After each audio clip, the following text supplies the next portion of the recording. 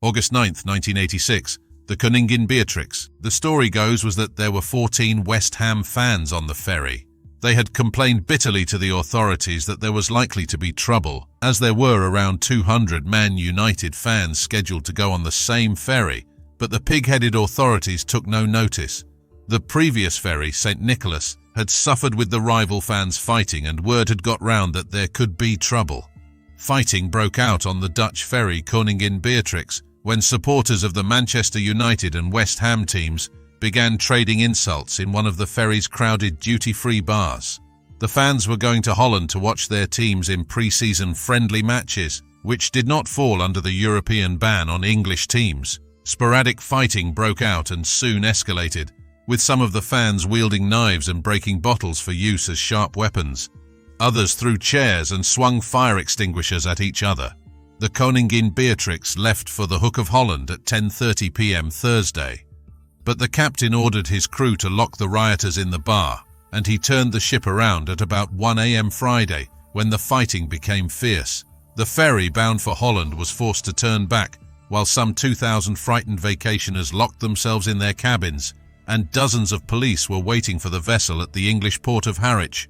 Because of the sensitivity of this report, we decided not to get stories from the respective fans, but for an independent witness to recall their memories of the incident. I was in the intercity bar area on the 8th floor when it all kicked off. The West Ham fans were on the upper deck and the Man U fans on the lower deck, separated only by a narrow stairwell. The West Ham fans started goading the Man U fans by making aeroplane gestures. Needless to say, it all kicked off and the Manchester fans stormed the stairwell. Some of the Man United fans had cleavers and knives stolen from the kitchens. Others had lumps of wood.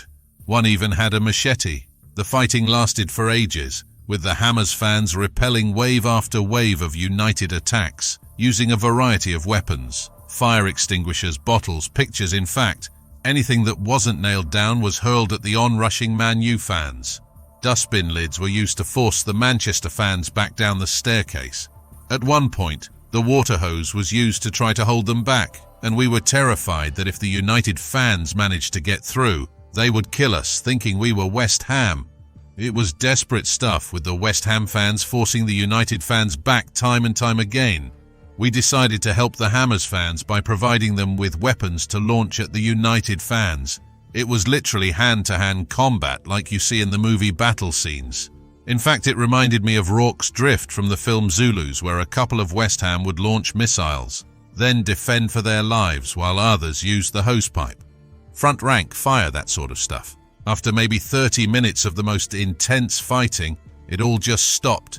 The United fans had had enough. Several people were lying in the landing of the lower deck, blood splattered all over them. I mean, some of them looked dead to me.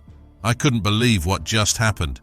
As I say, just like a film, I was in it. The West Ham had injuries too, but nothing like the Manchester fans. People say that the West Ham mob were helped by 300 Hells Angels. It's rubbish. They didn't want to know. One Hells Angel tried to stop the violence but was laid out by a Man United fan. The ferry staff managed to lock the Hammers fans in the bar area and usher the remaining United fans back to their own areas.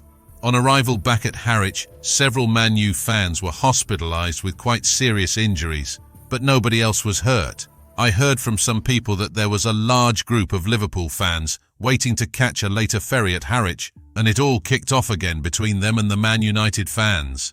West Ham fans got the blame for the incident on this occasion, but you can't blame their fans from trying to defend themselves. I believe if the United fans had gotten up the stairs, the incident would probably have been much more serious than it was, with several fatalities a distinct possibility. When we eventually arrived back at port, I counted at least 20 Manchester fans being stretchered or wheelchaired off the ferry, some with drips attached and looking in a very bad way. Anyway, that's my story, and that's what I told the police when interviewed about it. We thank John for his recollections. It's clear this was a very intense incident, with 14 West Ham ICF somehow managing to fend off hordes of Manchester United fans, the aftermath of which was 14 people arrested and 4 seriously injured, including stab wounds. 3 West Ham fans got 6 years each custodial sentence. Thank you for watching, and please subscribe as it really helps our channel and gives you notifications of future videos.